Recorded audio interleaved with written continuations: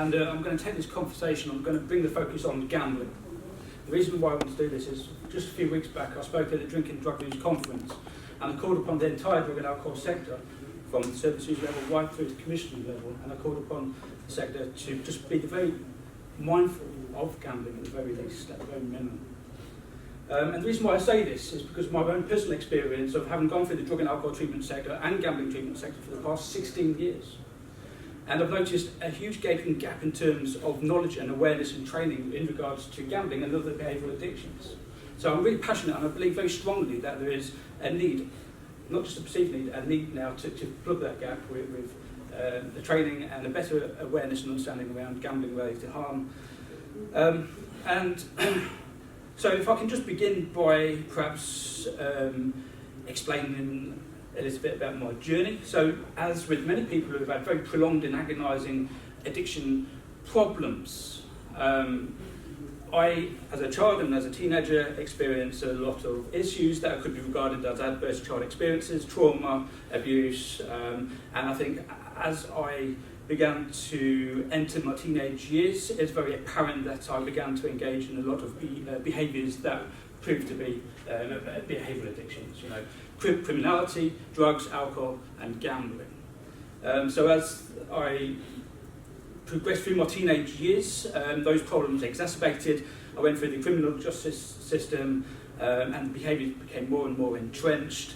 And I became homeless at 16 after being expelled from 4 different schools. At 18, I was in prison. At 20 years old, I was homeless and with very, very serious addiction problems to gambling and alcohol. And put those aside, very serious, problematic, troublesome behavioural and emotional challenges as well. So at 20 years old, I have this range of problems. And I suppose in some kind of fortunate way, I developed a short-lived alcohol dependency. I was living in Kent, Canterbury at the time, and I suppose I say this was fortunate that I developed a very big alcohol dependency was because at the time I remember trying to seek help for my gambling, but there was no service provision, no accessible face-to-face service provision at all in Kent to help me address my gambling, and therefore I was excluded from face-to-face addiction provision. I needed to get to London to access GAM care. There was one Gamblers Anonymous meeting in Maidstone in West Kent. I was in East Kent, and I was on benefits, in receipt of state benefits, and so I just wasn't able to access face-to-face community-based treatment or peer support or anything like that. So here I am with a crippling gambling addiction, feeling very, very trapped, very alone. The engagement I had with a whole range of organisations, through homeless organisations, hostels, the GPs, the addiction services, it seemed to me that there was no, the awareness and understanding around gambling was quite low. I suppose, going back to my point about feeling how it was quite fortunate that I developed an alcohol dependency was because it was by developing an alcohol dependency where I was able to then gain access to local addiction services, and I was able to engage in that process of one-to-one therapy, group therapy, and so on and so forth, and I threw myself into fellowship, mutual aid groups as well. I suppose it was good in a way, and I was able to address my alcoholism and begin that process of treatment, begin that process of getting into recovery and getting well. But in the 7 years, I suppose it was up and down. I experienced a lot of difficulties, and I think although I felt I made some progress, I really felt that I wasn't really getting to the gambling, and that was the primary issue I had. Anyway, bearing in mind the time I have, fast-tracked a few years, after 10 years worth of trying to address my gambling, a very persistent gambling disorder. It wasn't until I spent 20 months in a residential treatment setting, which was very helpful. I really did feel I got to a point where I needed to be taken out of the real world and placed in that bubble for a little while to address some very deep-rooted underlying behavioural and emotional stuff. And I think that's where I started a real good period of maturation, I guess.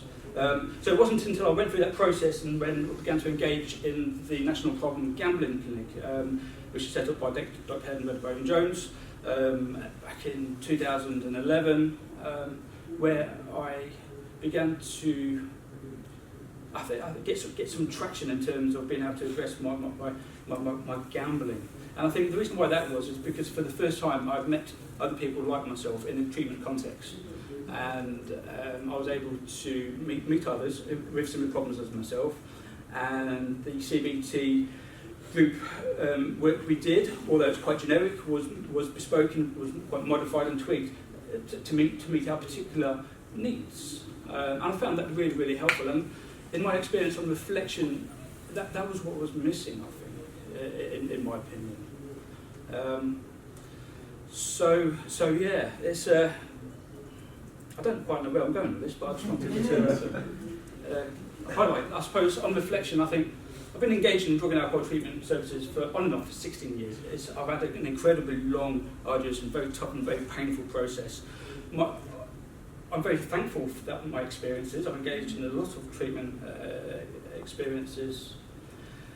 I think there are things that can be improved, of course. We're all fully aware of the status quo.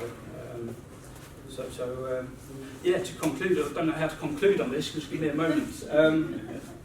So yeah, in terms of lived experience, I'll just conclude by saying that, therapeutically, I think I'm in an incredibly enriched place. I feel I'm experiencing a lot of liberation and a lot of freedom, having gone through that therapeutic journey.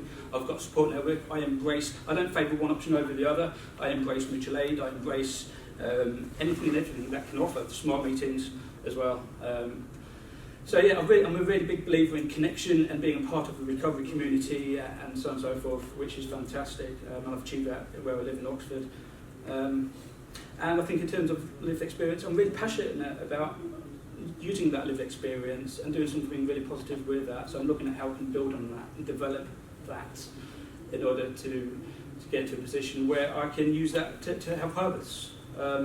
So I think I'm going to leave it there. I'm hoping I've added value to this session. If I haven't, then I need to look back and review. Yeah. So anyway, I'm going to leave it there. Thank you. Thank you.